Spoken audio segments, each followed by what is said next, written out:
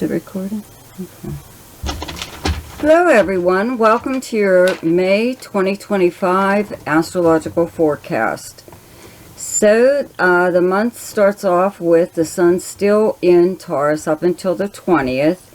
And on the 4th we have a planet going retrograde, which is Pluto. Okay, everything else is in direct motion. On the 10th, Mercury moves into Taurus. On the 12th, there's a full moon in Scorpio. On the 20th, the Sun moves into Gemini. On the 24th, Saturn moves into Aries. And I do have to say, you know, Neptune moved into Aries last month. I'm sorry. There, I had to use my computer, okay, to record. My camera is really screwing up, so please bear with me. You'll see on some of the other videos, they're like totally out of focus, so please just ignore that. Anyway, Neptune just moved into Aries, and Saturn also moves into Aries on the 24th, giving Pisces a little break, okay, over the summer at least. Both of these planets will move back into Pisces to finish up their transit there. And then next year, they'll fully move into Aries. But for this summer, for like a few months, both of these planets are going to be in Aries. So, you know, Pisces gets a break, and even Virgo, as far as that goes, the opposite sign of Pisces. So on the 25th, Mercury is in Gemini, and on the 26th, there's a new moon in Gemini, and all month, Venus is in Aries, and Mars is in Leo, okay? So, thank you so much. Special shout out to my subscribers for your continued support, for your likes and shares and comments, and if you're new to my channel and you like this video, be sure to subscribe and click on the notification bell. You'll be notified each time I upload something. You can also check out the links in the description box below. There is one to my website, but it is easier to just email me at Zane's Zodiac .com.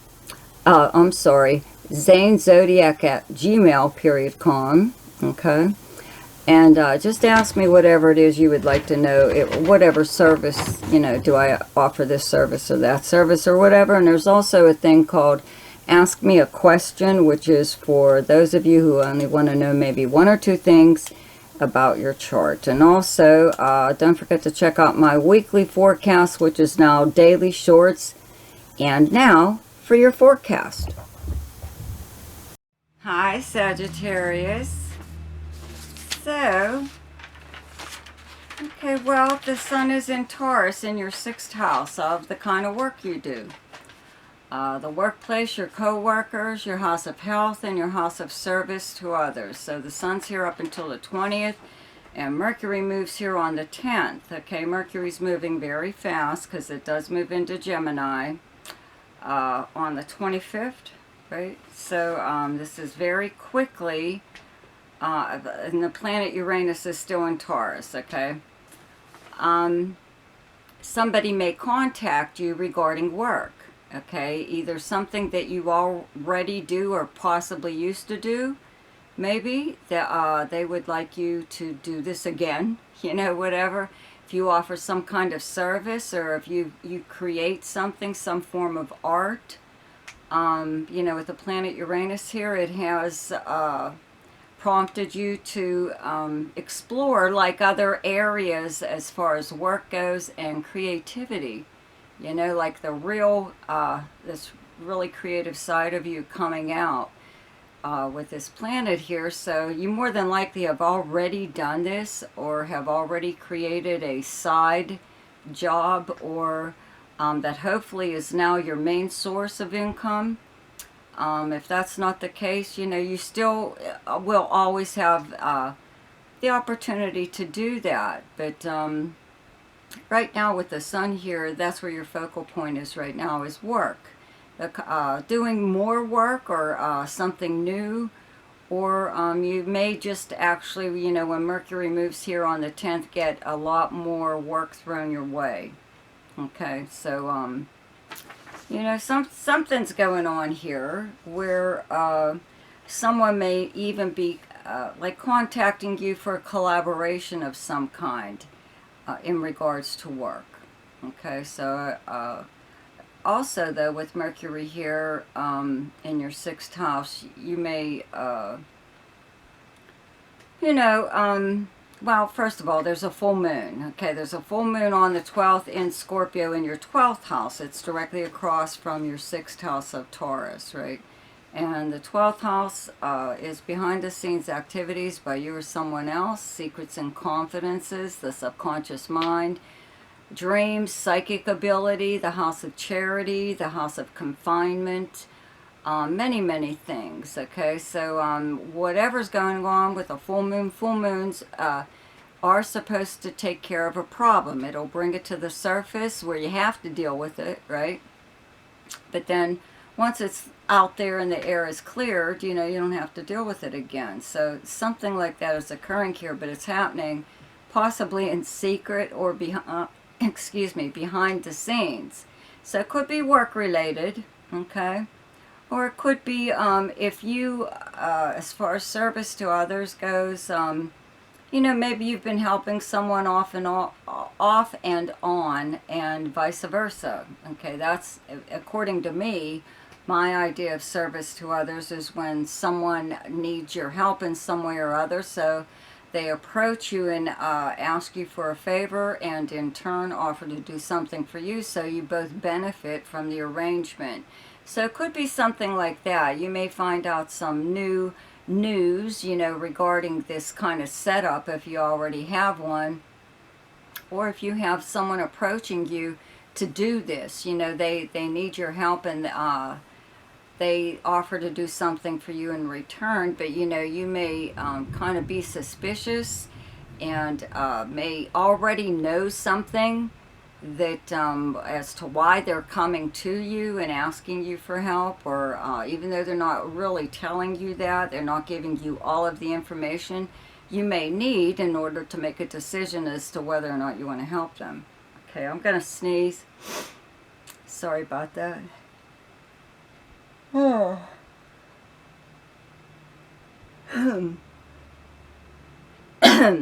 Sorry. Okay, if it comes whenever. Okay, but excuse me beforehand. So anyways, the sun does move into Gemini, your opposite sign. Okay, on the 20th. Mercury moves here on the 25th, and there's a new moon here on the 26th, and Jupiter is still in Gemini until next month. So where you have Gemini is your 7th house. Okay, it's directly across from your 1st house of Sagittarius, and the 7th house is the partnership house. It's partnerships and arrangements and agreements, open enemies and competition.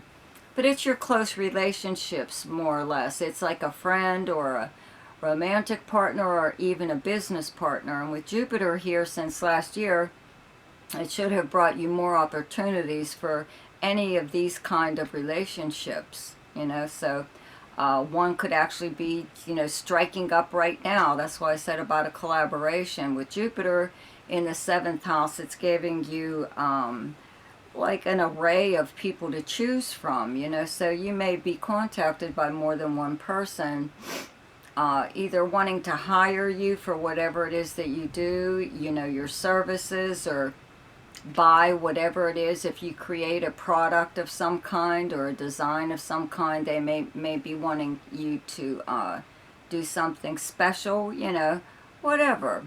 But that's business related. It could also be romance, you know, with Venus is in Aries like all month, okay, and it's been here since like last month. So it's in your 5th house of romance. That's where you have the sign of Aries. I'll get to that in a minute. But, you know, so it could be something like that. It could even be somebody really wanting to just like get to know you personally and using work as a way of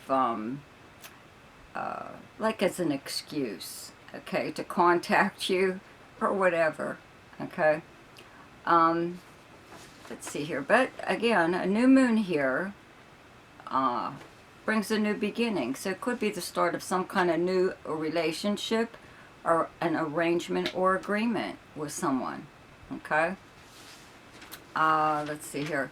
Anyways, okay, with Saturn, excuse me, moving into Aries on the 24th, you still have Saturn and Pisces in your 4th house up until that point. So, you know, you may not notice the shift even right away, even once it, Saturn does leave. But the restrictions that you've had in your home life, your home period, you know, or even like people from your past coming back, trying to come back into your life. And the majority of them were not good for you to begin with. That's why they were in the past. Okay, so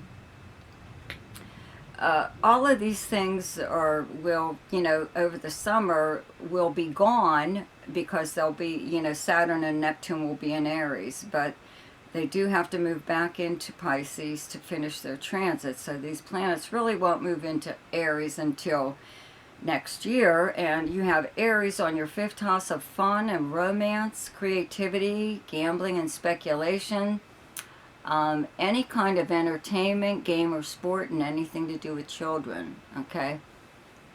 So having Neptune here really will really help, like anything creative that you do. However, and also speculation, okay, because it is a psychic planet, more or less, and you do gamble. Sagittarians are the gamblers of the Zodiac, even if you don't, like, play the lottery or go to a casino or, you know, play poker or something for money. There's still some way that you speculate, even if it is on yourself, okay? You guess.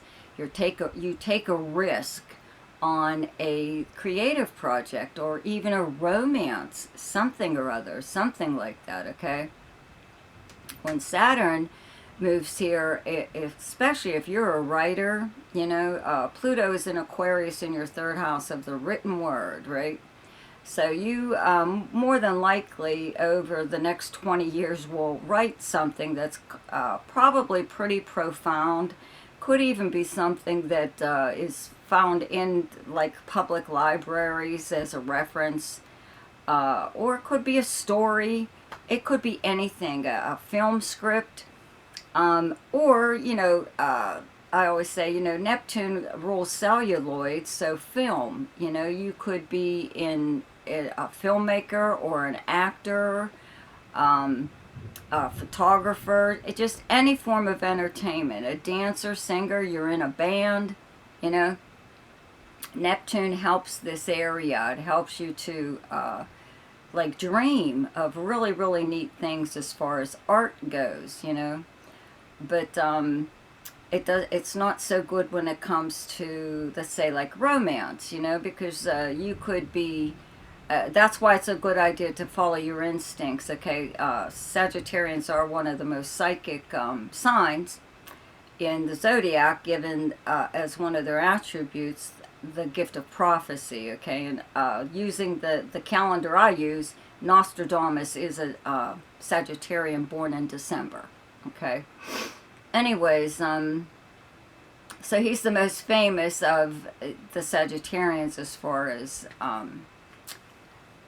you know, prophecy or whatever goes. Okay, so you will always have to fall back on your instincts and your intuition, because with Neptune in the 5th house, as far as romance goes, somebody could fool you, just outright lie to you, keep stuff from you, you know.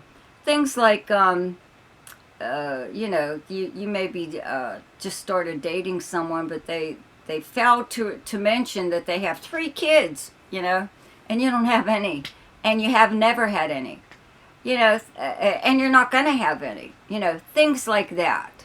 Okay, just keep that in mind. I will be doing a video on both of these planets in Aries, so just listen to it then.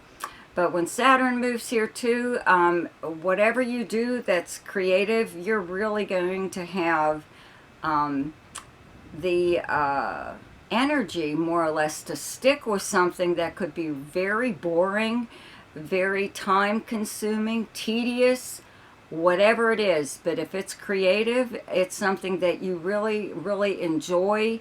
And it will, this Saturn, I believe, will really help you here in the fifth house as far as creativity goes. And as far as romance goes, it will keep you on your toes.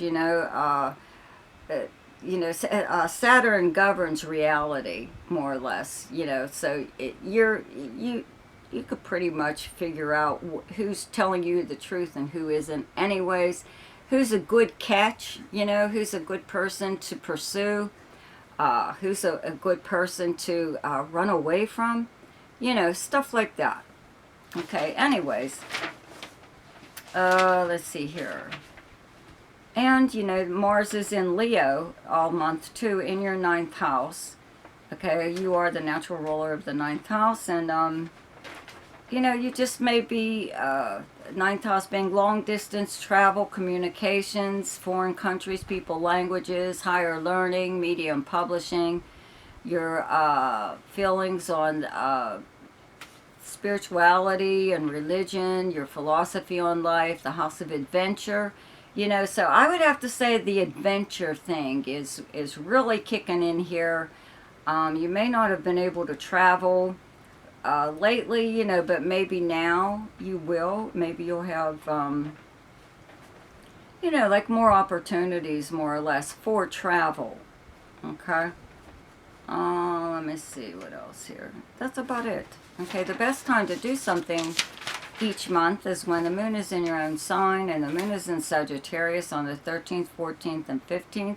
The best time to lay low is when the moon is in your opposite sign, and your opposite sign is Gemini. And those dates are the 26th, 27th, and 28th.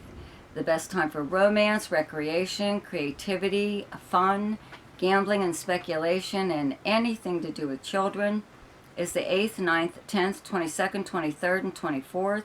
The best time for money is the 1st, 2nd, 3rd, 15th, 16th, 17th, 28th, 29th, and 30th.